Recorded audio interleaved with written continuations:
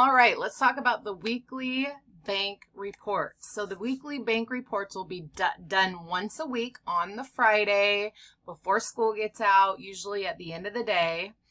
And when you fill out your weekly bank reports, this is so that you can give this document to the bankers. The bankers work at the end of the school day, or sometimes they stay after school too to do your bank reports. And this is the information you're going to give them so they know how much to pay you. So there's a couple documents you're going to need in order to fill out your bank reports. You're going to need your think sheet packet, which will have your think sheet on there, and it will have, and your planner will be attached to it, which has the weekly percentage of work completed portion.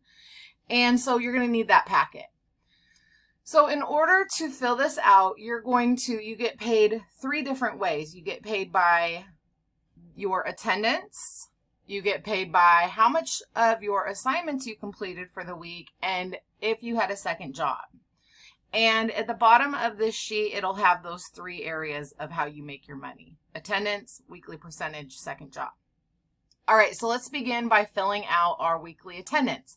Well, how do you know what your weekly attendance was? Because on Friday, you are going to probably have forgot if you were at school on time on Monday for sure. Well, that's why when you come in every morning, part of your morning routine is to fill out this section of your think sheet. That's your attendance. So let's pretend that this is your think sheet. It's Friday. You've completed all of your attendance like you were supposed to. You can see that a 10 is that you showed up to school on time. You did on Monday and Tuesday. On Wednesday, it looks like there's a 0 there, so that means you were absent. And then on Thursday, you did show up, but you were late, so you got $5 for attendance. And then on Friday, you were there on time, so that's another 10. So we're going to take those attendance amounts and we're going to put them into the bank report. So you'll put 10 for Monday, 10 for Tuesday, 0 for Wednesday, 5 for Thursday, and 10 for Friday, totaling your total amount of attendance for the week that you will get paid is 10 plus 10 plus 0 plus 5 plus 10. So that is $35. So that's how much money that you will make in attendance this week. Okay, the next part is your weekly assignment percentage. So these are the percentages. If you got 0 to 29% on your weekly percentage of work completed box here, remember this is on your planner. And if in that box it says 0 to 29%, I mean, maybe it's 13%, 20%, 22%, then here this is where you're going to insert what your percentage is. You do not have to worry about the percentages. I tell you what the percentage is based on the assignments that you turn in. So I'm hoping everyone will get 100% every single week. There's not a ton of assignments, so it's very, very doable for every student. So let's say you got 100%. That's your percentage side right here. So on this side, you will enter 100%. Sometimes, well, actually not even sometimes. I would ask also that you circle your percentage that you got. So for example, you got 100. I prefer students to circle right there. Sorry about the fill. It's kind of annoying. Anyways, we're just gonna, no, we don't want it to fill white. I don't know where the transparent is. Oh, no fill, there we go.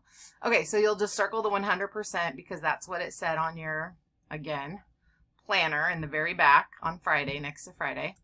And then you'll put your 100% here, and then up on this line here, how much money is it if you got 100% of your work turned in? Well, it tells you right here, 40.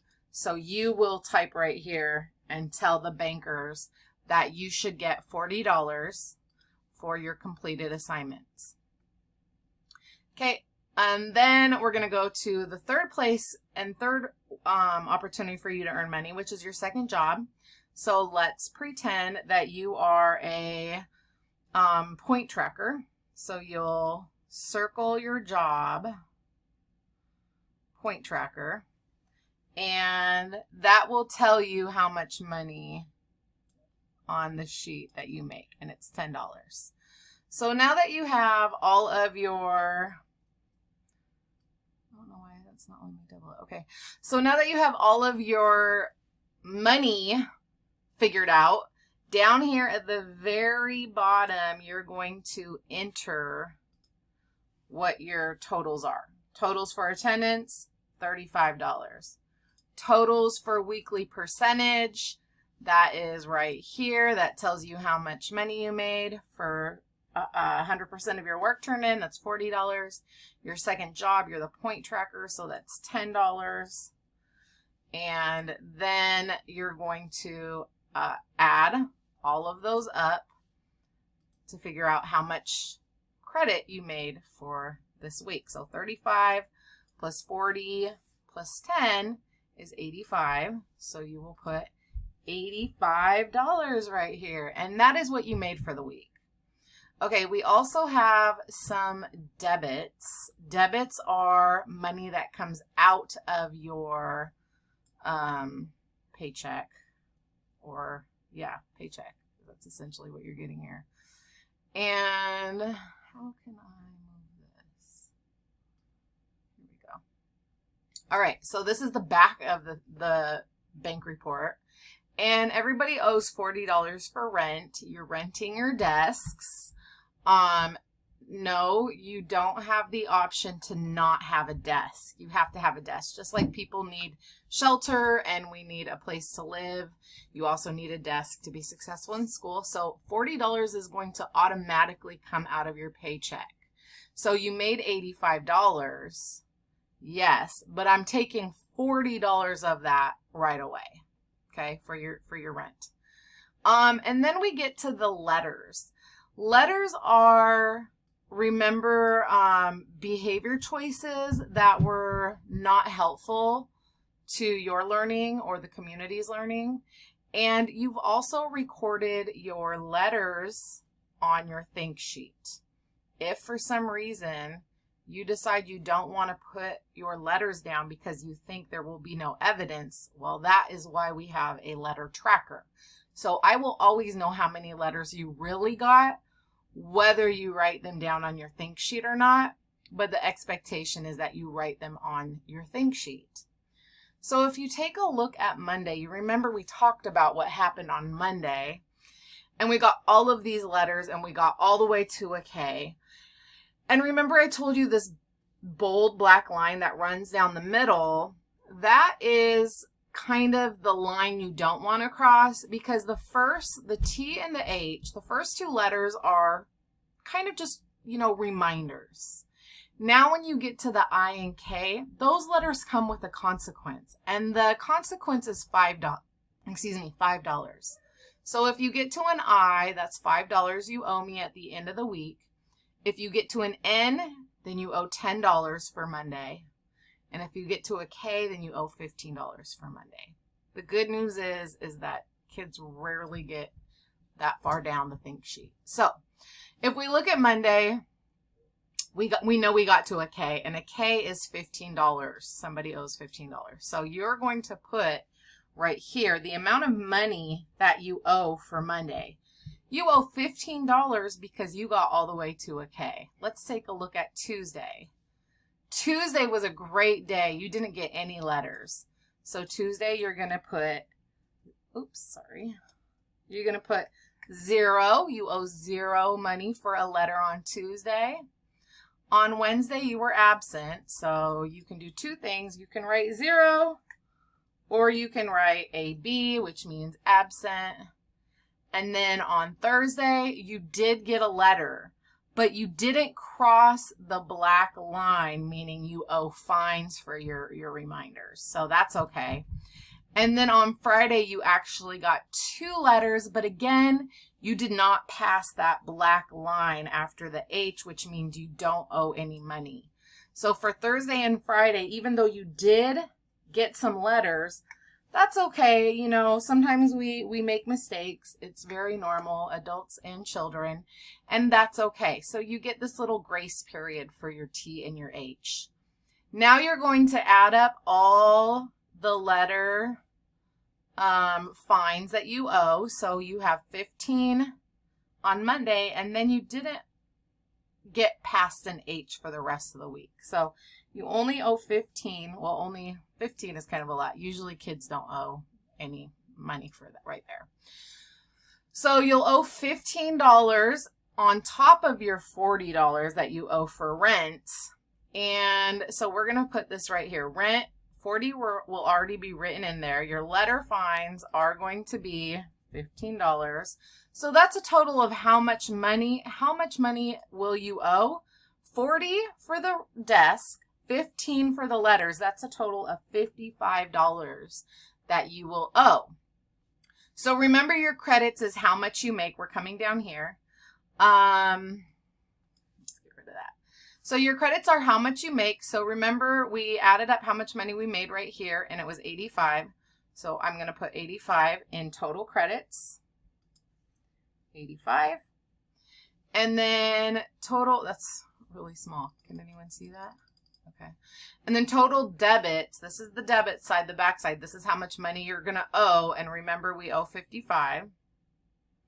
So over here, I'm going to put 55.